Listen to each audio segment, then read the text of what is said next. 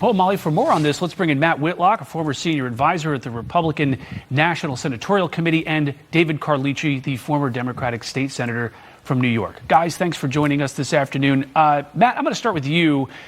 Looking at New York here, we haven't had a Republican governor in this state since 2006. You look at the results next door in New Jersey earlier this year, kind of a blowout there for the Democrats. Is there any chance that in a midterm election year that Republicans can win the governorship of this state? It was always going to be a tall order, and I think that the governor's race is still in play. I think Bruce Blakeman feels like he has a good argument to make. Kathy Hochul is incredibly toxic, and her effort to really adopt all the policies of people like AOC and Zohran Mamdani are not helping New Yorkers as you look at their utility bills, things like that. But I also think what's important here is Kathy Hochul's toxicity will continue to help Republicans down ballot. There are a number of very competitive House races that I think they're looking at making these same arguments. Elise Stefanik, it's hard for me to begrudge her wanting to spend more time with her family. As a young father myself, any night that I miss bedtime with my kids is heartbreaking. And so she came to Washington, had a great term of service, served in House leadership, was the youngest woman ever elected when she was elected. And so I think she's done great work, and now we'll get to spend a little bit more time with her family while Republicans continue to make the case against Democrats as they are at their least popular point in history. You know, David, what about that argument? You've got Kathy Hochul as the governor of New York. You've got a number of Democrats who aren't exactly all that popular in this state. Can the right Republican actually win here? Well, it would be possible if it weren't for the political climate that we're in right now. We know that the climate swings on a pendulum, and whoever's in the White House really determines where it swings. And yeah, if Kamala Harris had won the White House and she had to take the blame for everything, things could look different. But the fact that Donald Trump is in the White House and his popularity continues to sink, I think any Republican, whether it's Bruce Blakeman or Elise Stefanik or Mike Lawler, they would run into trouble. And I think they saw that. That's what Elise Stefanik saw. She's a astute politician. She reads the tea leaves. She looks at the polls. So it was nice to talk about. But once you step out of the 21st district in New York, you start to see that there's no chance. There's no chance that a Republican will win this year. Now, if it was a different year and the political climate were different, yeah, there might be a chance. But I think for Bruce Blakeman, this is really a vanity project. This guy has run for almost every office in New York State. He even thought about running for mayor of New York City. He's lost more times than he's won. And I think people will see that as what's going on here. Is this a professional campaigner or is this a professional politician, someone that's actually going to govern? So I think it's an uphill battle.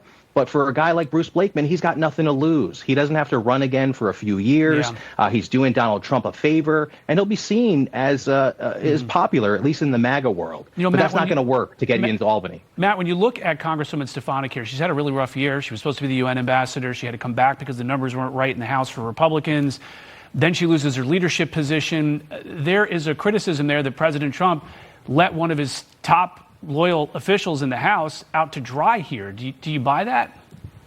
I hope that Elise Stefanik finds more opportunities to serve because I think she's incredibly talented. I love the energy that she brought into the Republican coalition that we built over the last 10 years. So I hope that they'll continue to find opportunities to leverage her capabilities. I do think that, she was willing to step up where she was asked to serve. And when that became UN ambassador, she jumped right to it and was ready to go. And that led to a reshuffling in the House that was, a challenge for her to then deal with. But again, I think at the end of the day, it comes back to just wanting to spend more time with her family. And it's really hard to begrudge somebody. She's had kids while serving in office and wants to be able to spend more time with them. But I hope that she can still balance that with finding other opportunities to contribute because I think she's been a great member. David, here in the big city, we're about to have Mayor Mamdani, and one of the first things he's going to do as mayor is get sworn. Actually, the first thing he's going to do is get sworn in by Senator Bernie Sanders and Letitia James.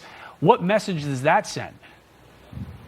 Well, look, we all know he's on the left of the Democratic Party, but this is a big tent, and we have multiple corners of the tent, and I think it shows that we have a coalition over here, right? Bernie Sanders and Chuck Schumer, very different, but they can work together when they need to, and I think that's what we see. It's momentum on the Democratic side. We might not be all in agreement all the time, but there's more that unites us than divides us, and you just see that electric energy. That's why Elise Stefanik Democratic's not running for governor. And I think you're right. This sends a message to those that are most loyal to Donald Trump.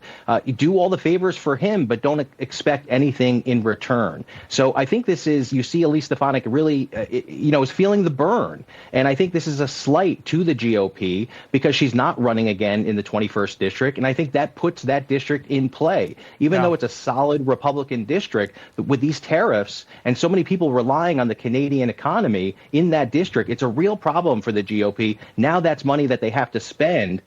So it's going to be a problem for them. Yeah, Mom Donnie, to feel the burn just about a week and a half from now. Guys, thanks so much. Matt Whitlock, David Carlucci, appreciate it. Thanks, Great Rich. to be with you. Merry Christmas. Christmas.